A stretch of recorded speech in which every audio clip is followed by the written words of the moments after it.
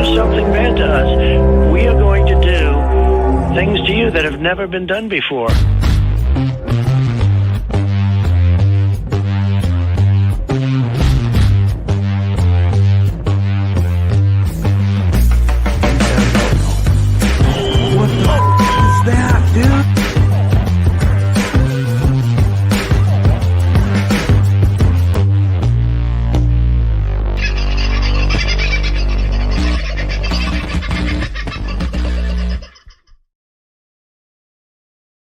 Hello, folks. How are you? I hope you're having a bloody good day and you are warm wherever you happen to be, because it's been bloody cold around here. Absolutely stunning days, but freezing.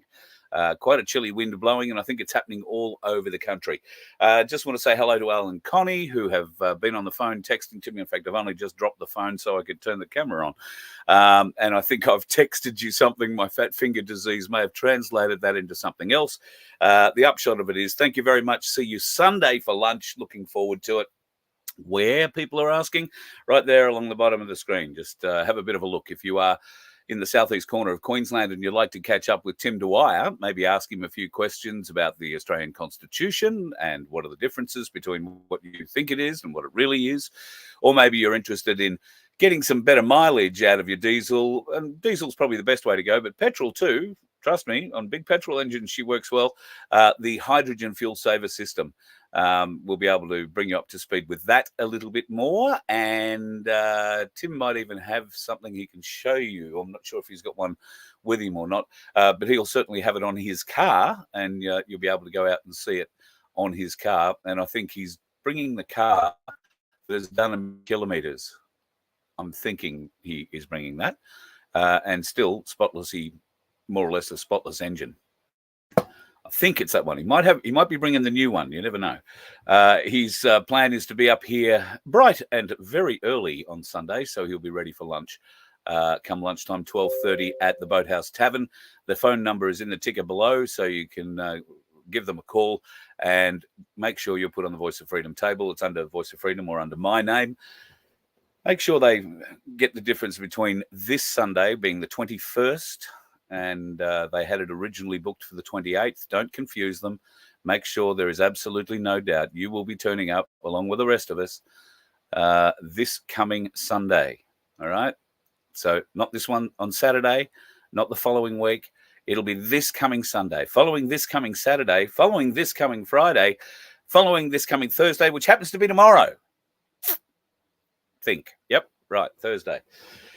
And I'm only saying that so that you can explain that to the folks in that way if you need to at the Boathouse Tavern, because they seem to have no end of trouble understanding the difference between this Sunday or next Sunday. The same Sunday, the one coming, the nearest one to you. I don't know. There's probably an argument for and against the right terminology. I'm the one, after all, that says words mean things. Maybe I should be taking note of that. Aussie Sue's first in the room tonight. Love your work, darling. One of our never tiring moderators. I suppose they do get tired a bit, but hopefully these days you're not getting worked too hard, I hope. I actually discovered when I got one of these channels back, it must have been the Voice of Freedom channel I got back. I've discovered all these banned people, blocked people who've been in there. So there were a few trolls floating around doing stupid things. So thank you for your work, ladies and gentlemen. Lovely to have you in. Grant, whereabouts are you? Been freezing here, constant airplanes flying over, and there are super long trails. Well, which part of the world are you in, Grant? Sorry, it misses me at the moment. Or maybe all I've got to do is keep looking down. Hi, Toxic. Hello, Sunflower. DM. Timmy Wilson's in the house. Tim's talking about the water tower, which is in the area, I gather, of the Trump assassination attempt. You're 100% on the money, Timmy. There was a water tower nearby, and in theory, there was a sniper team on that water tower. In theory. There are 2 unaccounted for sniper teams. We might be able to account for one of them, or in fact, we will account for one of them very shortly.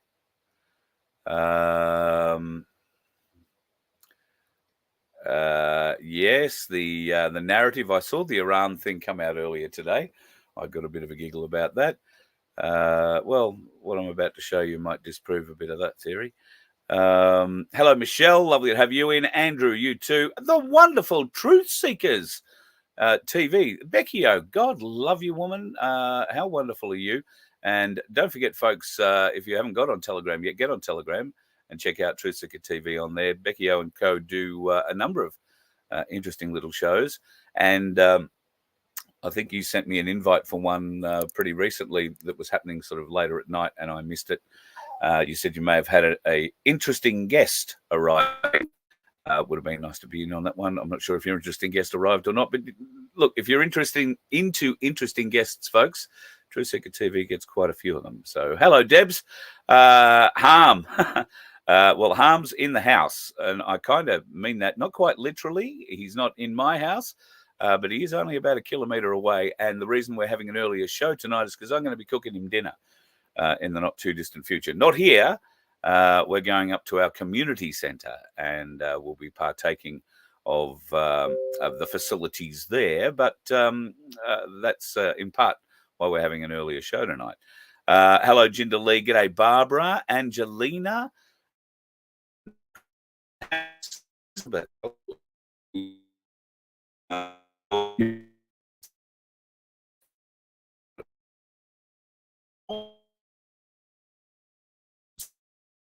Scotty the news, and Phil Cook is in the house. Daniel's in early. Thanks to everybody for coming in a little bit earlier tonight. G'day, Pete. Lovely to see you again. And Alana, looking for new names. Always keen to hear about people. Always keen. Give up already. All right, you're not sounding very positive. Always keen. Maybe you're just always keen to show your ignorance. Okay, here's an interesting video. Let's have a little bit of a glance at this. We're going to talk about conspiracy theories here. So, always keen. You might want to block your ears, because trust me, if you're going to be a dickhead, you won't last long. We've got really good moderators. Hello, Sunflower. Hello, Vince, if he's in the house. He may not be. I think he's had a pretty torrid last 24, 36 hours where he hasn't slept. So he's probably snoring his bits off at the moment. But we'll see how he goes. All right. You may or may not have heard in the last 24 hours or so, there have been a number of new theories emerging about how this potentially may have been an inside job. Now, one of the early videos that come out, I'm going to play it for you now. And we'll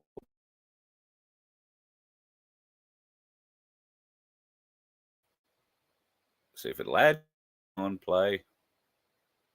Here we go. Slowly but surely. This is taken, obviously, from the back of the stage area. Now, you can see there is a fella standing there in a dark hat and a white check shirt. And from the right, very shortly, you're going to see someone we assume to be a Secret Service agent coming and telling this guy to move. He looks all the part for a Secret Service agent. Let's watch. So he comes over, says, "Hey, mate, don't really think I really want you there. Need you to move just a little bit." And there must be something going on with this video. There you go. Move over there. Good on you. Now watch him. He's about to duck. Now, also, let me play it a little bit further. I'll pause it there. Or if it will pause there. Right, so watch him. He's about to duck there. But if you look at his head, at the back of his head, you see another Secret Service agent. He's wearing dark glasses, dark suit. He's watching the side of the stage and nowhere else at this moment. Now, you're not going to hear the audio, but watch the reactions of those two gentlemen. Remember, the fella here in the foreground, the one that we've been watching, who told the bloke to move on, is about to duck down. And the other fella, well, just watch. Shot. Did you see what happened there? Watch. Shot. This fella ducks, and what's our Secret Service agent doing here side of stage? He is immediately turned around and darts off, I imagine, getting onto the stage. So you can see here the Secret Service protecting the side of the stage, getting him down the stairs. The question has been raised also, if this were the Secret Service protection detail, why didn't they drag Donald Trump straight off the back of the stage? When they jumped on him, they vaguely knew where the shot had come from. They heard it. There was a kid who heard it, basically looked at it everybody in the background looked in the direction of where the shot came from. Well, maybe not everybody. But the easiest, safest route to get the president or former president off the stage would have been on the ground and drag him off the back of the stage, using the stage for cover, keeping him low across the back, and then taking him out the way that they did. Instead, so old mate ducks and stays ducked, doesn't run anywhere, doesn't do anything. Now we're looking at them bringing President Trump off the stage. This is a comedy of errors, and I mean absolute errors. There are so many weird, silly, stupid things about what's going on here. See the holes? If you can see Donald Trump, right? If you can see any part of Donald Trump, the Secret Service are failing their mission right now in this extraction. So, what do you think about this fella here at the front that comes across, tells old mate to move, waves his arm a bit, and then walks away. Step, step, duck, duck, duck. No running up for protection, and we don't see him again. I don't know. What are your thoughts? I think it's a bit weird. Not really what you would expect of somebody in the protection detail. However, I guess weirder things have happened, and maybe his job was to lie on the ground and make sure that nothing else really weird happened. Stranger things. Stranger things. Speaking of stranger things, the head of the CIA, I beg your pardon, the head of the Secret Service came out today. I think this lady also had a bit to do with the CIA at some stage. Watch this. That building in particular has a sloped roof at its highest point. And so, there's a safety factor that would be considered there, that we wouldn't want to put somebody up on a sloped roof. And so, the decision was made to secure the building from inside. A sloped roof. That's the head of the US Secret Service explaining that they really couldn't, for any good reason, put their snipers on the roof of the building that the Trump sniper was in, because it wasn't safe. There was, too much, I don't know, what do we say, slope on the roof. And okay, I can understand that at certain times that would certainly be an issue. The slope would certainly be an issue. Let's have a look at the slope. You can see the sniper up there crawling his way, and he's actually, half on knees and elbows there, or forearms at least, moving along the slope. I can show you a better shot. How about that one? I put a protractor over it. I don't know that I put the protractor over it in the correct possible way, but that to me looks like it's a 26-degree slope. However, those people don't look like they're having a hard time standing on it. Does it look terribly?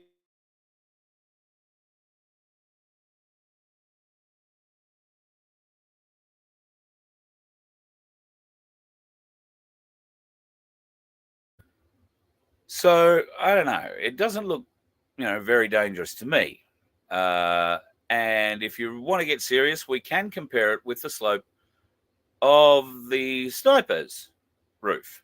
And that actual slope looks a lot steeper than the one that the shooter was on, the assassin or attempted assassin was on. So what bullshit, and I mean what bullshit, does the head of the US Secret Service say when she says things like, oh, it was a bit dangerous? So I used a couple of images and recut that little bit. That building in particular has a sloped roof at its highest point. And so, there's a safety factor that would be considered there, that we wouldn't want to put somebody up on a sloped roof. And so, the decision was made to secure the building from inside.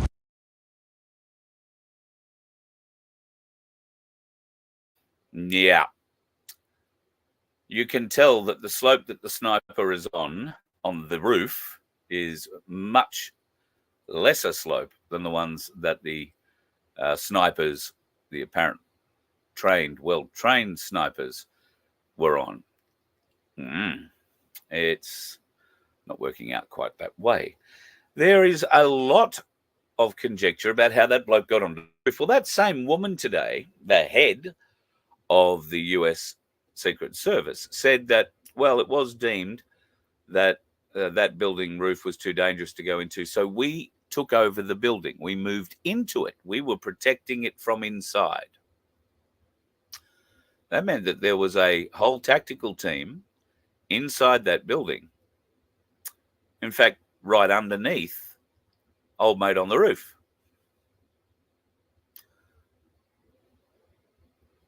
If you've been wondering why I've been looking at audio analysis of gunshots and making my own audio analysis of gunshots for the last few days, maybe now you're starting to see why. My name is Thomas Matthew Crooks. I hate Republicans. I hate Trump. And guess what? You got the wrong guy.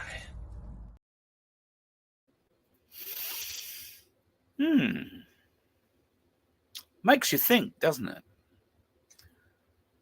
So somebody in the chat mentioned earlier that there was, I think it was Crunch, mentioned that there was a water tower. Yes, and then that would be the number one high point overview sniper team point.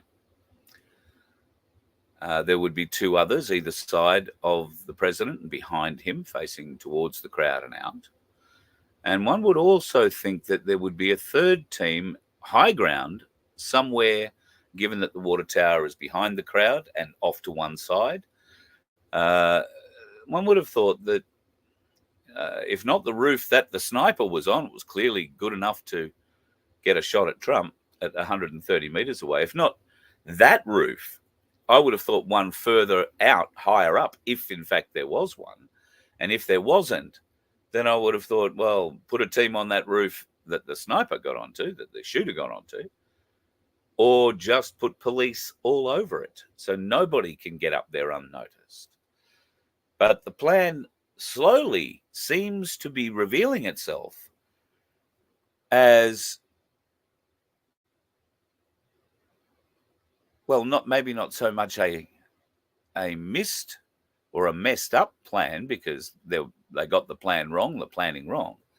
Now it seems like a failed plan. And the failed plan is that we're starting to question the whole plan. A failed plan is one that's exposed to us, that makes us think, something not right about that. That makes us question it. A failed plan is the birth of a conspiracy theory. Whereas a messed up plan is just something that wasn't planned for that happened, an extraneous extra something that happened.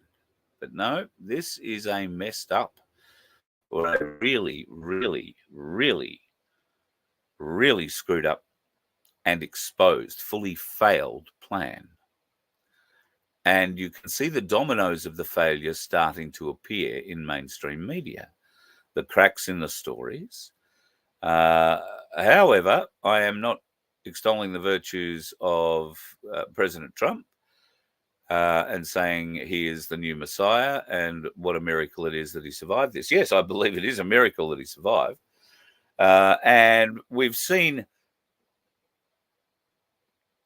well, we've seen the best evidence to date, I guess is all I can say about President Trump's current head position, if you like. And his head is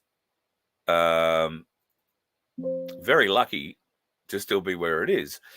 His ear, or what's left of it, is mostly there. But this little diagram was done today to indicate the angle of the shot that actually hit him and the portion of his ear that is clipped.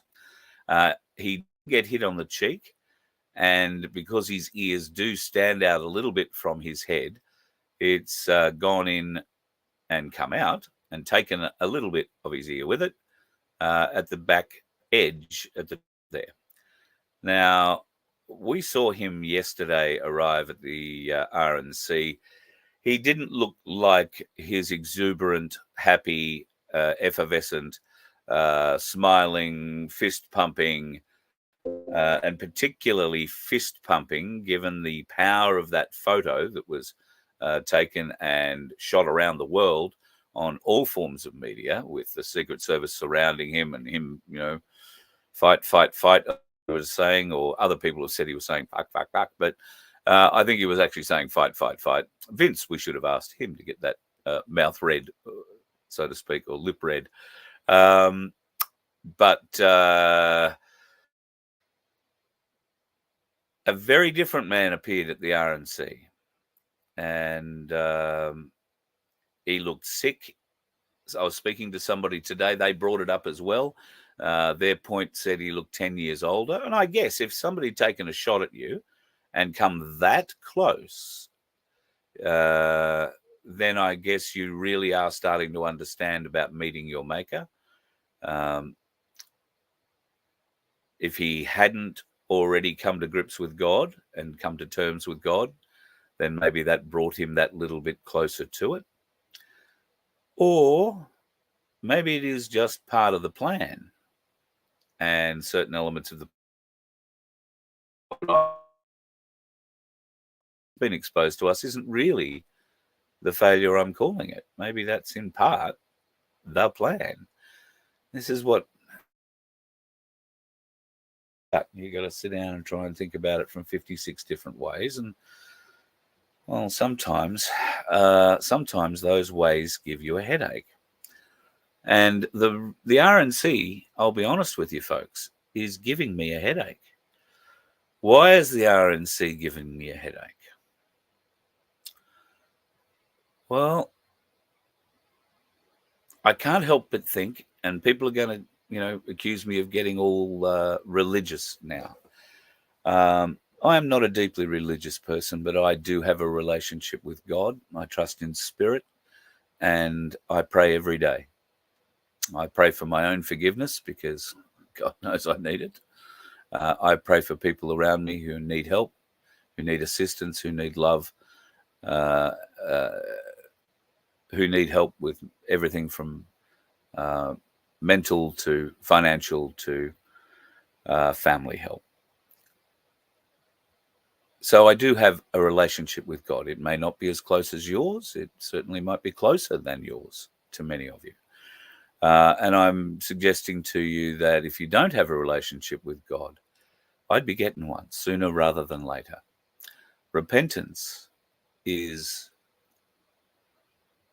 just a prayer away.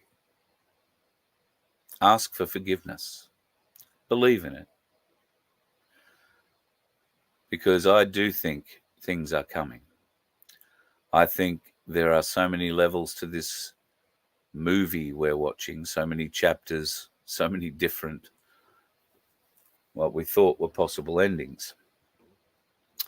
When I saw Donald Trump walk in yesterday to the RNC, and I understand because I think, mark the day, I think we are the first in the world to tell anybody, and I don't think it's being shared around, so please do.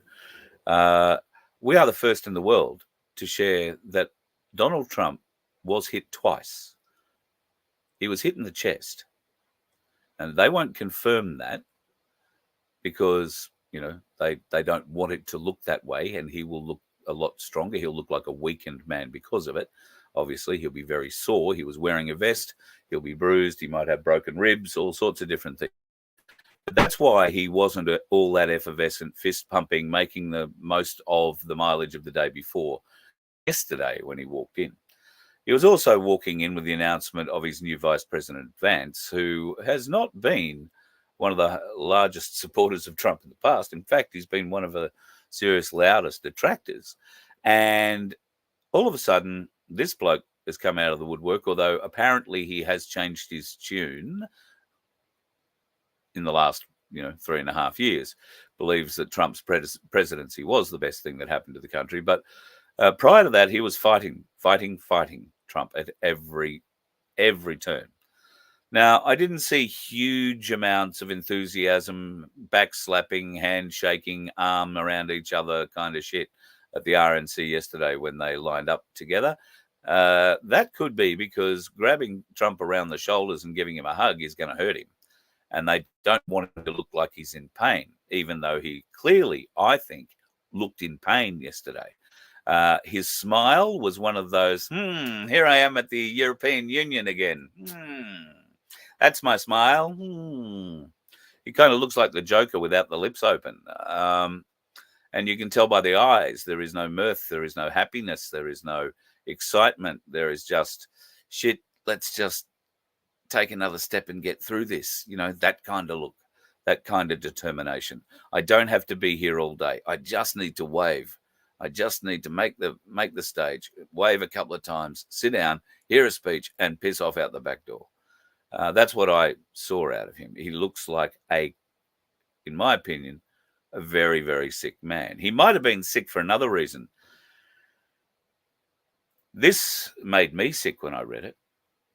This is the prayer, apparently, that happened at the RNC.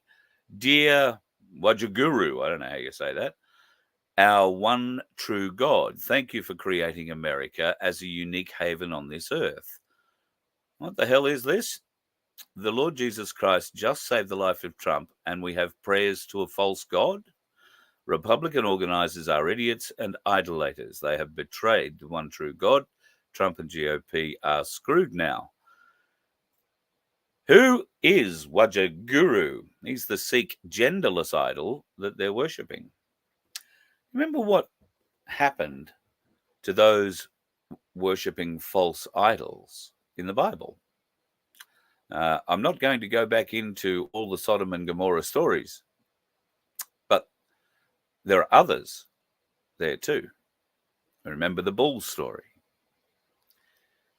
the golden bull.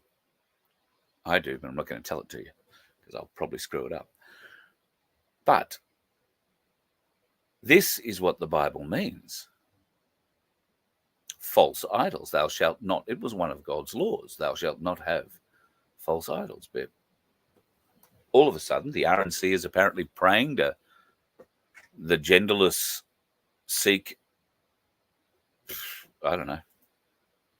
What? The one true God? The what? So if that's happening, and I've got to say, I haven't seen that. I didn't see the opening prayers. I didn't see anything like that. But I did see this. So this is the stage. Matt Wallace might have a point.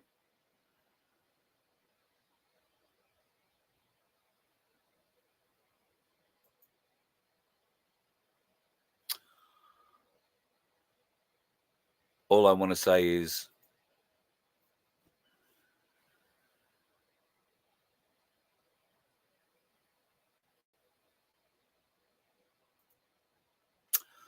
so I'd have to say right now I'm about as confused as you are.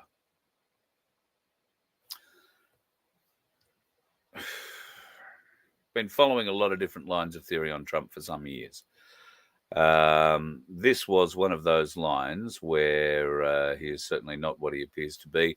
We are, in fact, in a motion where the snake head is eating the snake's tail. We have the illusion of choice, but we are being steered toward everything. And if you look to a lot of what Donald Trump, a lot of people aren't looking at what Trump is saying about policy, particularly digital currency going forward, digital ID, and we'll get into a little photo about digital ID again very shortly. He may, in fact, not be the Messiah. He might, in fact, just be the other way they usher this in. There's been all sorts of calls that Donald Trump has been part of the deep state, right back from Operation Warp Speed, which he initiated before he was taken out of office in 2020. I personally believe Warp Speed was an operation to put, for the want of a better term, salt water into vials and get them distributed around the country under the guise of vaccines, so as to give people what they thought was immunity very, very quickly. And what it had the run-on effect of doing was speeding up the deep state's efforts having to roll out their own vaccine. They weren't ready for it, remember? So I personally believe, or want to believe, that that is the way that Trump played Operation Warp Speed. As soon as Biden got in, things changed. And obviously, they will have replaced all of the leftover Warp Speed jibbity jabs with their own, and it's moved on there through the next few years. I could be 100% wrong. May well be. But, you know, a lot of the actions at the time added up that way. If it is still a bad jibbity jab that was pushed in Operation Warp Speed, then you have to ask the question of whose side are you on? I haven't had the opportunity to watch the Flynn movie that's available now on one of the streaming services. I can't remember which one. That might be interesting from a perspective point of view on the relationship between Trump and Flynn. I don't know how much of it will be dedicated to their relationship, but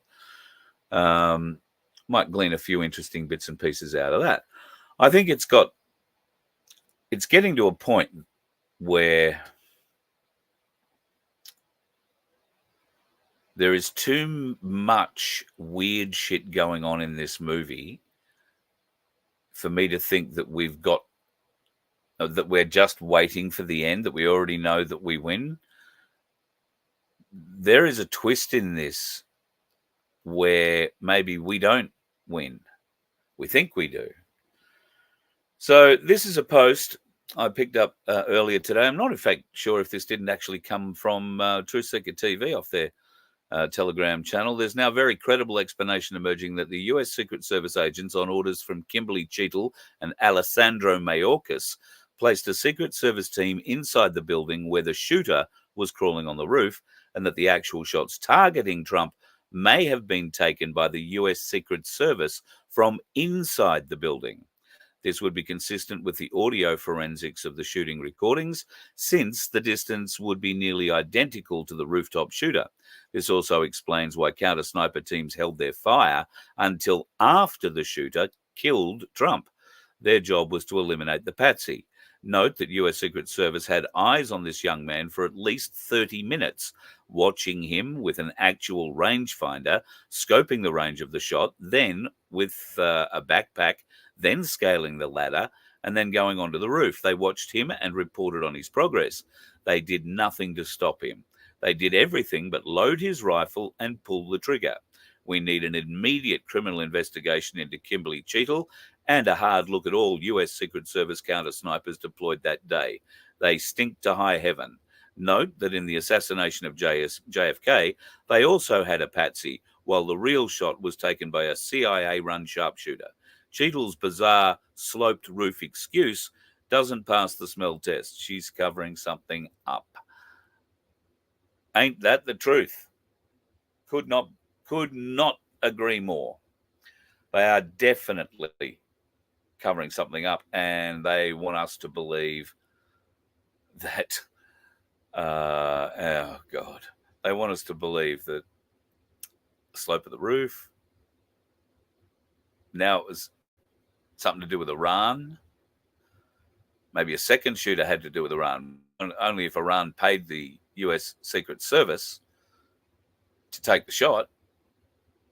I mean, seriously, does not get any worse. But I am concerned about some of the things that appear to be coming out of the RNC. I mean, if that prayer is actually something that really happened, and I'm going to go looking for it. I only found this late this afternoon. I'm going to go looking for that part of the opening ceremony, if you like, because I'm sure that's where it'll be, and see if that is the case. But it is not what I would call a very flash day in the world if you happen to be a part of the Secret Service, or I suggest the CIA.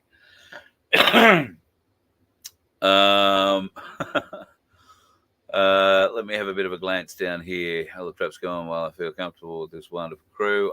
Toxic, thank you so much. Yeah, we like the little group that we have here in this family, a bunch of wonderful people. And thankfully, our moderators are very fair, very friendly, very respectful. They probably give you many more people a lot more legroom and leniency than I would on a good day. And I think that's a good thing. So it's all good. I'm always up for an argument. I'm always up for a reasonable conversation and a debate, not an argument. You bring your facts and I'll talk mine. And at the end of the day, if neither of us can agree, then we can at least agree to disagree. And I would hope that doesn't mean that we can't be friends. The fact that we might disagree on a few different things doesn't mean you've got to disrespect the intelligence level, as so many of these trolls seem to want to go to straight away, which I find quite ironic. They want to go to personal attacks rather than backing themselves up with any facts. If they do happen to present a fact and you tear that fact down with a real fact, not a fact checker fact, then they go away quietly, weeping into the distance. Or then they come back a couple of days later with another fact from a fact checker. You know what I'm trying to say. And they get shot down again. Then they get very angry and they want to call you all sorts of names and accuse you of all sorts of things. And, you know, it's almost like they've got the voter bug. It's very sad. Yeah, I couldn't agree more with you, Sunflower. The universe's warp speed is so much slower than yours and mine together. Jay Fletcher, I see you've been sucked into the circus for this evening. Good on you. That's what it takes. Dan Andrews. Yes, Andrew. I think you're quite right. Although it's going to be a fat one. Maybe that's why. No. Oh, well, see, the Baphomet statue has quite reasonable boobs.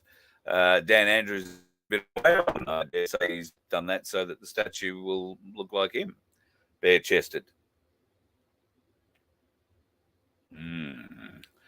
Trump should have released the JFK tapes when he had the chance. Look, yes, absolutely.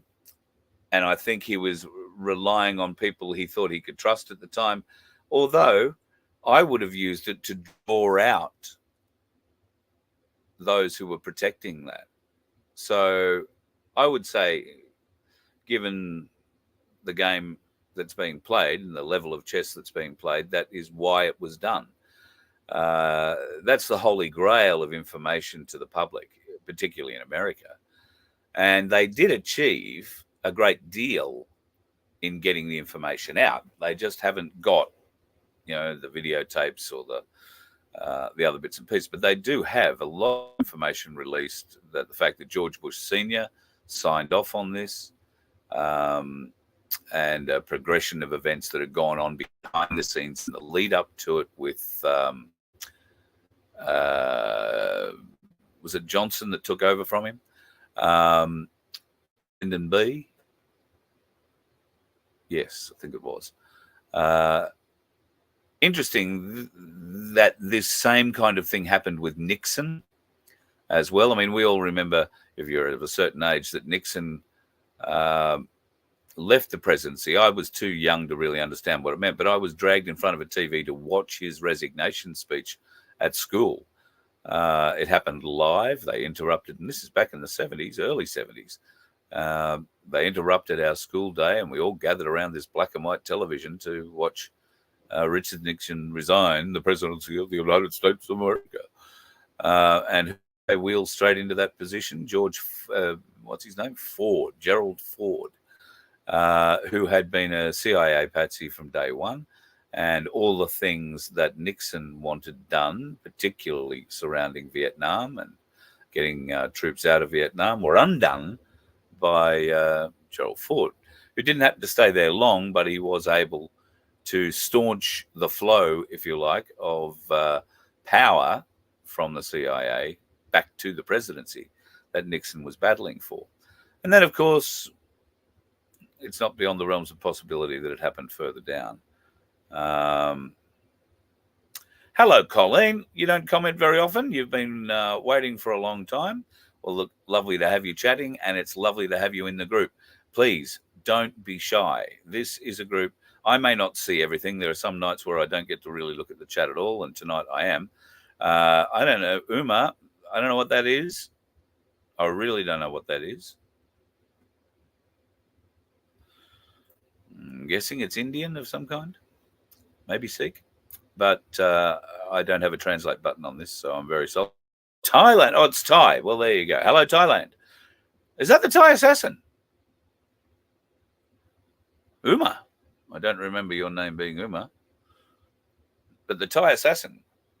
Are you the lady that walked on my back and nearly broke my back?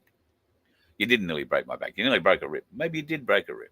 I don't know. You tore something, bent something really badly, put it in a place it shouldn't have been for quite a long time, made it hard to breathe. That's why I call you the Thai assassin.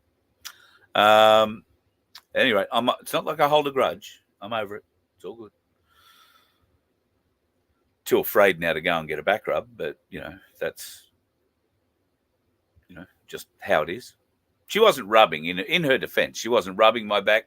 She got up and was walking on it, and I've got one of those backs, kind of needs that. Getting back onto prayers, I would say the odd prayer every day to God. Thank him that you can speak, walk around upright. Don't dribble every time you open your mouth and require a tray and somebody to feed you.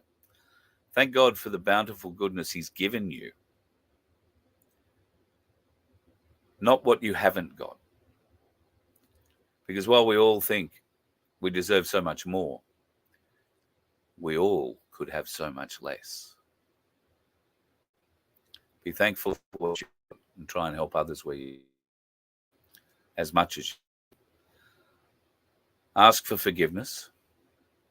And with what's coming, what can it hurt, hey? It just might get you through. I pray for all of us every day. I don't fall to my knees while I'm doing it, by the way. I might be driving, and I'll say a quick prayer for us all. Or I might do it just before the show. Or I might do it tonight before I go to bed. Sometimes I'll do it 2 or 3 times. It's not because I'm driven to do it, or I've got to look at a clock, or I feel guilty, or I've got to do it. It just comes to me, and I feel I've got to do it. I ask my my spirit guides for help and assistance, especially when I lose stuff. But I ask them for help and assistance in other things as well. Ways to try and help others, ways to try and find solutions to problems that might be befalling you or someone you know. And then I hope to sit back and, well, I don't hope, I sit back and listen, waiting to hear the voice that will tell me a path, will give me an idea, will spark a thought, and from there a solution possibly springs. I know it's a weird thing. I don't understand it myself. Don't even know why I'm telling you about it. But that's just how it is. Bush was part of the security detail in the JFK assassination. Silver Fox Bush was actually in charge of, or second in charge of the CIA at the time. So he wasn't part of the Secret Service. He wasn't in the detail.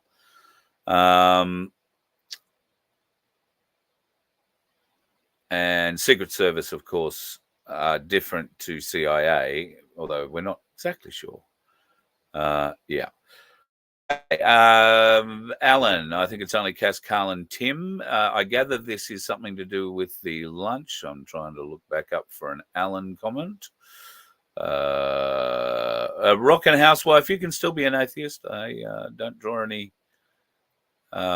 nobody says you got to believe what I believe. In fact, I ask you to have a very healthy disregard for what I say and go and look yourself, find yourself. However, I guess as an atheist, you can't believe you can't believe. And if you can't believe, haven't seen anything or believe anything, I understand. I know plenty of atheists. A lot of them work in the media, you know. I mean, a lot of them work in the media.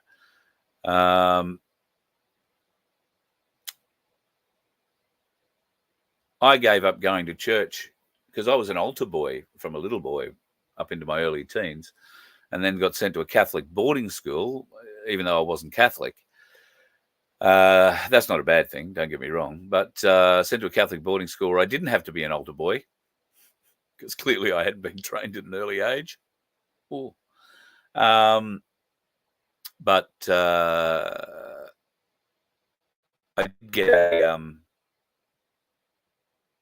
did get a religious upbringing, and I did get the church organ most Sundays, or every other Sunday at the very least. And she's been doing that for as long as I can remember, and she's 88 years old this year. So God love her. She remembers the hymns. I got to a point where I thought that the good Lord hearing the same thing over and over and over and over and over every week, other than a change of a few words in the gospel and the stories that he tells in the sermon, I thought God would get bored, not just hearing that from our little congregation every Sunday, but hearing it from every congregation in the world every Sunday.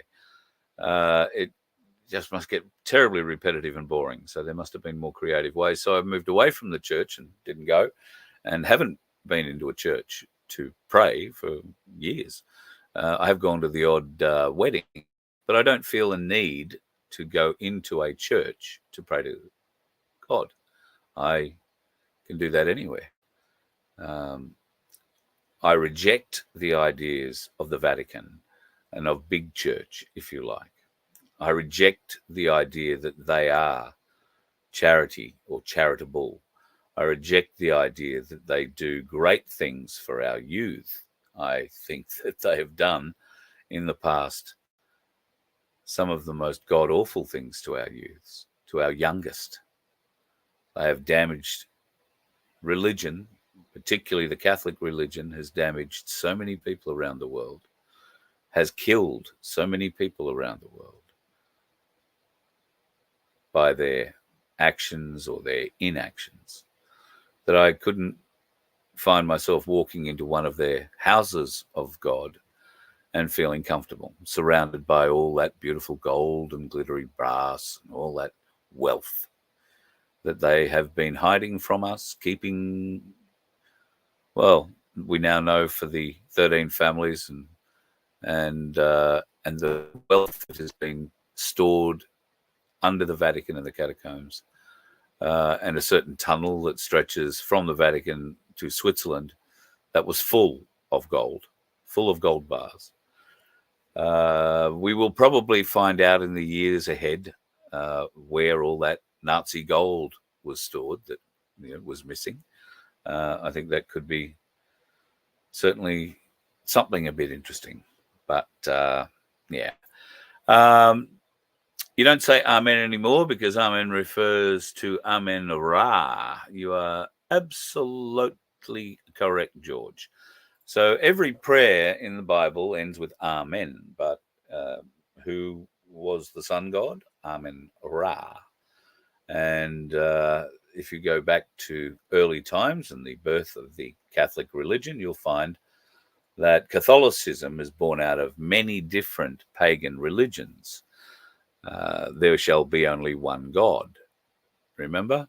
So that is the premise. They went around and started wars, started crusades, and spread the word of Catholicism throughout Europe and then into Africa and further afield, the Americas, and of course, eventually down our way.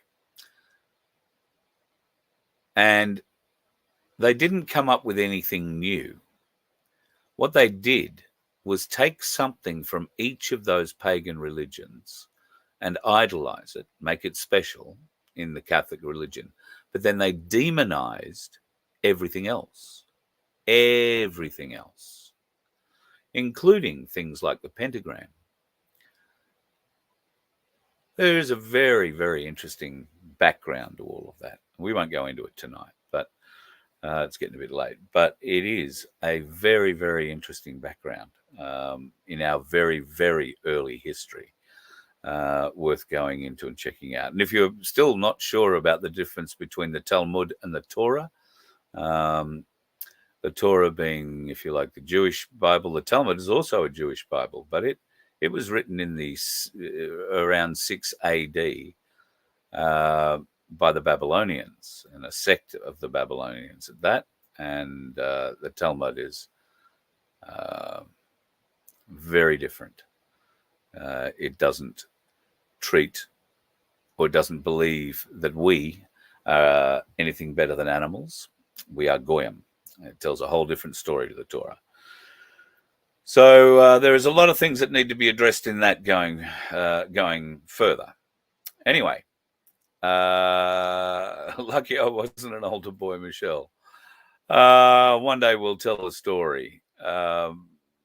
Just because I wasn't an altar boy didn't mean it wasn't a priest. It was a layman at the school who actually tried something on me and one other guy. And Darius, nothing. He'd never laid a hand on me or the other guy. I don't know about anybody else he'd been able to get to prior to the two of us, but I know it ended with the two of us. That might be a story for another time or one day when we catch up. But it ended certainly at our school with the two of us. The thing about the Catholic school system at the time is they used to shift these people. And I was part of a Catholic school system that had 3 sister schools located around the country. And they moved him out of the one that I was at and moved him into one that I wasn't at, obviously. They just moved him half a country away. That's all. I often wondered whether or not, he ever was brought to justice if he had done anything. I don't know that he had. But if he had ever, been brought up to the Royal Commission, because certainly some of the schools involved in that Royal Commission and some of the names involved I was familiar with, not because of anything to do with me, but they were names from schools, particularly priests that I'd been to. And in Victoria, I lived in a town where one of the worst pedophiles in the Catholic system came. So I had nothing to do with him. But I'm now starting to understand that maybe there were a number of kids that I grew up with who might have. And this leads to another thing, which one day there will be a show about, but need to do a lot more research yet. But one day I would like to tell you the story of one particular Catholic priest pedophile who was named in the Royal Commission, who there is there is tons of evidence of the abuse he undertook on hundreds of children, from little girls and boys to young teenagers. There is something in the background with that, which we might be able to tell a story on in the future. I'm not going to put a timeline on it because this is an evolving story. Unfortunately, this priest is now dead and unable to be made pay for some of the crimes. But we will have a talk about that person.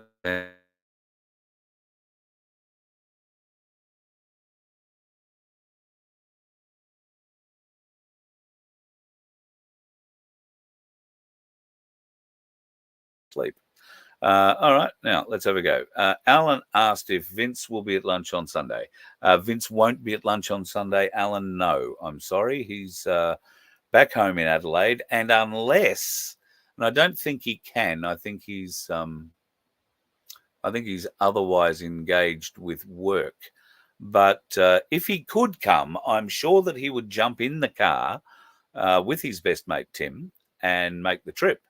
But Tim is coming up for a week, and an extended week, and this might be the opportunity now to let you know, folks, if you're interested, we might be able to catch up on with Tim on the northern side of Brisbane one day for lunch, or maybe even for an evening meal.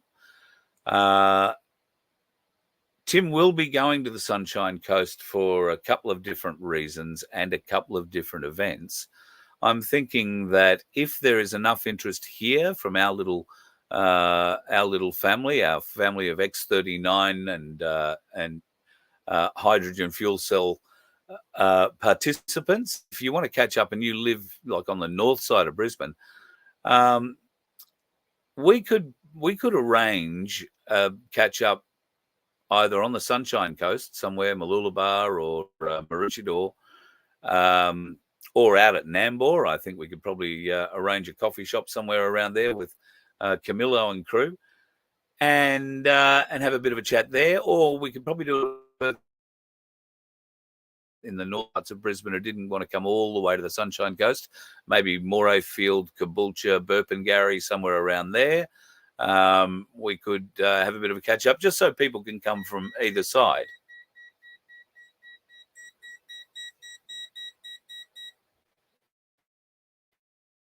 That's my EMF meter going off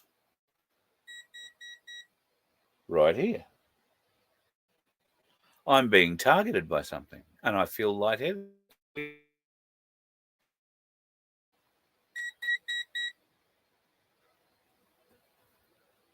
I haven't even started cooking yet.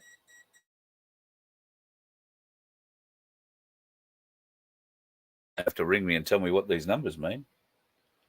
It says 36, 37. I'm getting one beep, one light. I didn't even know it was turned on. I'm taking it because Harm wants to test something tonight. There you go. Goes off again. 34, 36. All right. I'm a little confused. Turn it off, back in my pocket. That, in case you're wondering, is an EMF reader, amongst other things. So you can get those for varying different prices. This isn't the most expensive one. The most expensive one I've seen is, I think, about $380. It'll measure everything from everywhere. And I think this thing does probably enough. I find it a bit useful.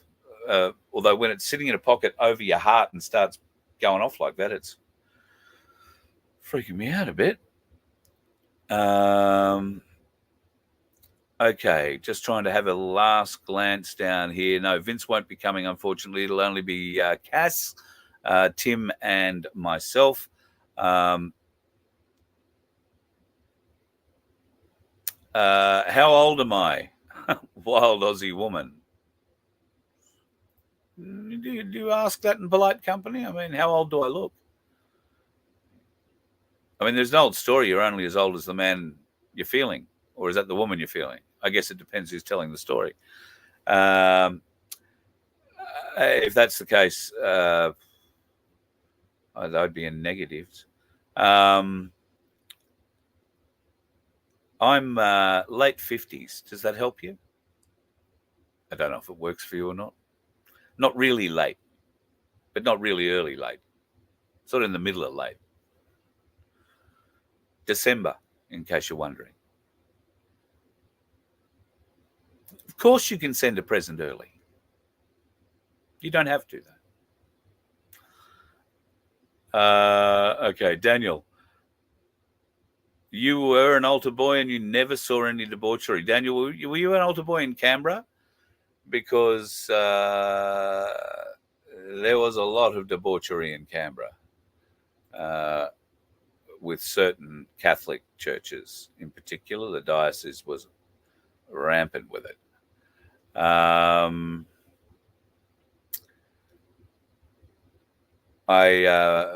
bless you, though, for being able to get through it. I got through it untouched, but, the Church of England wasn't renowned, at least at the time, I didn't think, for its kiddie fiddling. I know there have been issues with Church of England ministers since, but none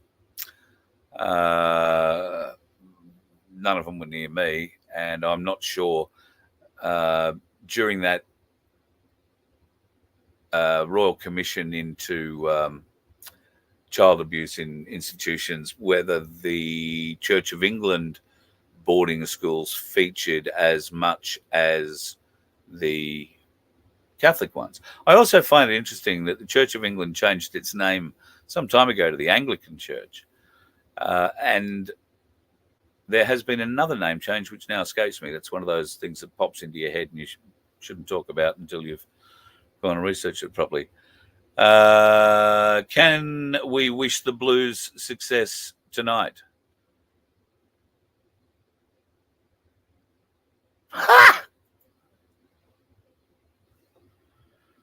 You pray for who you want to. I'm currently placed in Queensland, on the edge of a hill, windy roads. And you reckon I'm going to come out and say thumbs up to the Blues? You never know who I'm going to be driving past on the road tomorrow morning. At the end of the day, I don't know who's going to win. I don't even know who's playing other than the colours. So all power to the team you want to follow. Bear in mind, it is just the circus. You probably ordered the bread. Was it pizza tonight? A few beers. Remember the old saying, give them bread and circuses. That's all it takes. Keep them entertained. So, yeah. But go the Blues if you have to go the Blues. Go the Maroons if you have to go the Maroons. Go humanity. Go good people. Go out and do something. I tell you what, right? I'll buy into the state of origin. You've probably got someone close to you who is barracking for the opposition to you. All right. You've probably, and I know I've done it in Queensland, in New South Wales, you've chided those friends. Today you've been building them up. Shit stirring, we call it, for our American friends. We shit stir people rather mercilessly, particularly about the colour of the football team they barrack for in this our state of origin rugby league season. And tonight is a decide. They're one game each in a 3-series competition.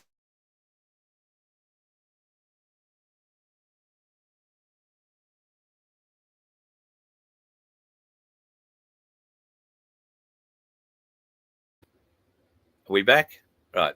Queensland are playing at home tonight in a graveyard. Yep, it's called Suncorp Stadium. It used to be called Lang Park. And just about every famous footballer and quite a few not famous ones have had some or all of their ashes scattered on the hallowed grounds of Lang Park / Suncorp Stadium for years. So it is, in fact, a graveyard. and there will be 55 or more thousand people there tonight, screaming, ranting, raving, and carrying on.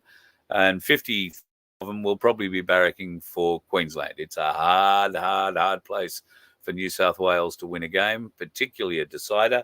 But Queensland have had brain fades before, so I don't know. Good luck to whoever you happen to be barracking for or following, and I hope it goes well.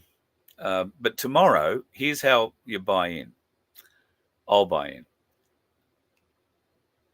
The person who's been ribbing you the most, giving you the hardest time, and you've been giving it back, and you plan to stick it to them really hard tomorrow, if you win and they lose,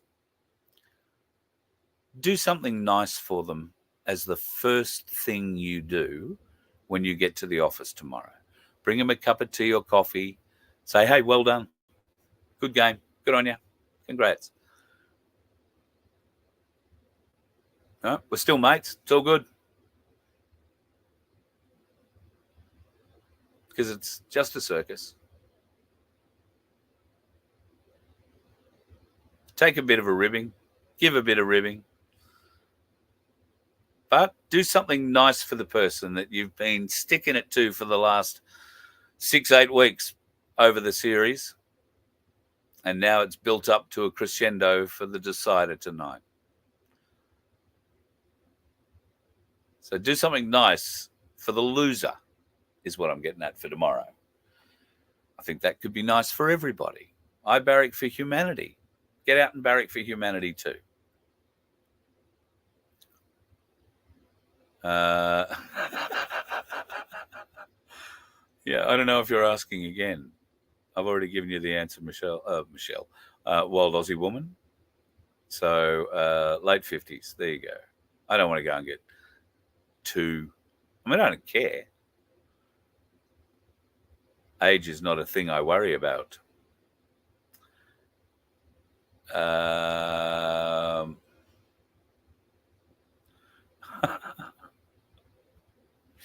Shane, Tesla pulled up in the driveway. I hope not my driveway. If they did, you'd want a bloody fireman behind them, that's for sure. Not around this part of the place.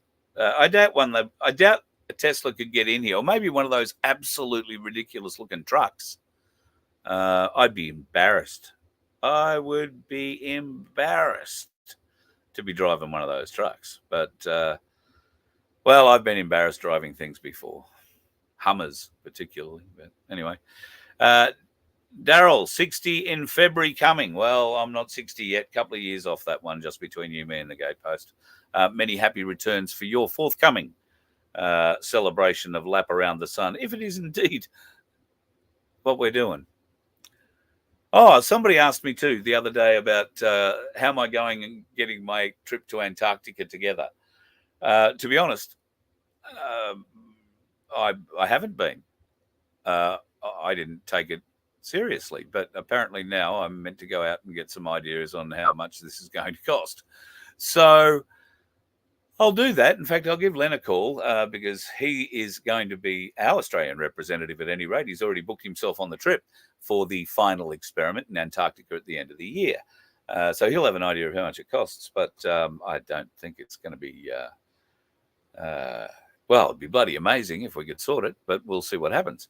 I would love to go down and film it, get the answer one way or t'other, and end the arguments, because it seems to be a very divisive argument. I find it quite amusing, but if it's going to end the division and end the spite and the really nasty comments that are attached to this debate, then I'm all for it.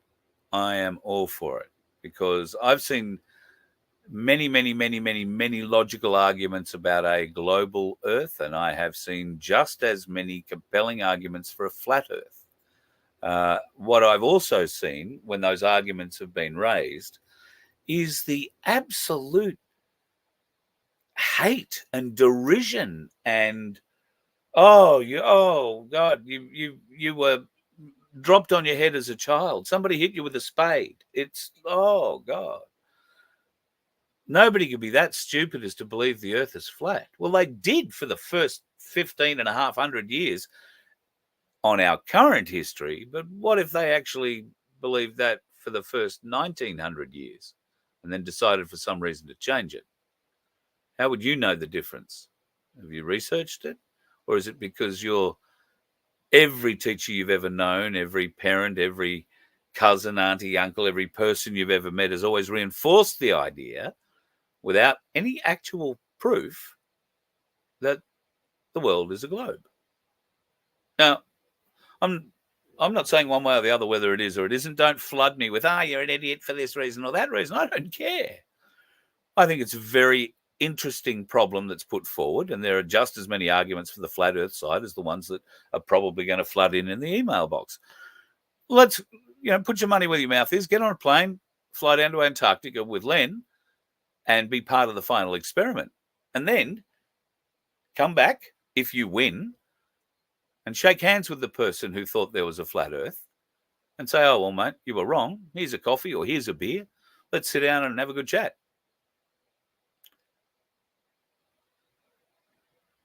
Because from that, other things will grow.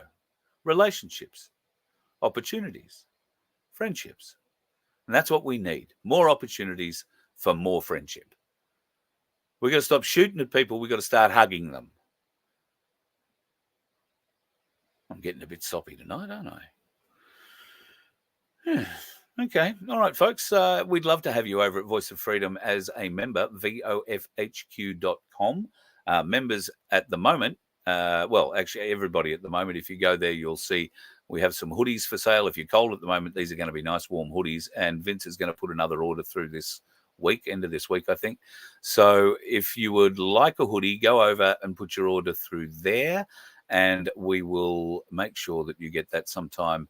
Within the next 3 or 4 weeks. We're expecting 8 to 10 days delivery, and then we'll send them out again from Vince. So probably knowing the way that the bags work at the moment, could be anywhere from a day to a week. But we'll see how all that goes.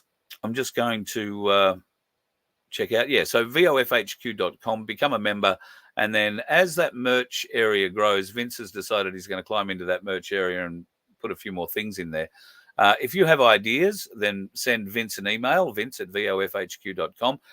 Mugs, I think, was something that we'll put up. Traveling cups. I really like the idea of a traveling coffee cup or something that will keep a drink cold. We'll see whether or not there's anything like that available. Singlets, T-shirts. Vince is working on a couple of different designs for T-shirts for the coming summer, and it'll be pretty cool.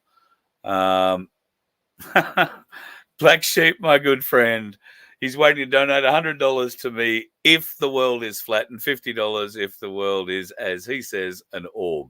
Yes, I do remember we did have that conversation, brother. That's very nice of you. I don't know. I really, really don't know. And I don't. What's worse? I don't care. I care why they'd lie about it if the world happens to be flat. To me, that opens up a whole range of questions and opportunities. And I'm more about the opportunities than looking back and trying to lay blame. So let's do that. Let's look forward, regardless of who wins the football tonight. All right? Let's hope humanity is a winner out of this. Hey? Anyway, speaking of the football, I guess for those of you that want to go off and watch it, it must be coming close to that time, I'm going to say, in the not too distant future anyway. So if you're off, be off and enjoy your night. If you're going to go off and have a listen to another one of us tonight, then all power to you. Just remember, before you go to bed tonight, ask the Lord for forgiveness. It's all you got to do. It's a very easy thing to do. And I have to do it every day, because every day I drive on those roads, I say something really, really bad about those dickheads on the road that I have to ask forgiveness for. You should try it. You let one ant stand up to us, then they all might stand up. Those puny little ants outnumber us 100 to 1. And if they ever figure that out, there goes our way of life. It's not about food. It's about keeping those ants in line. That's why we're going back! Does anybody else want to stay? Let's ride!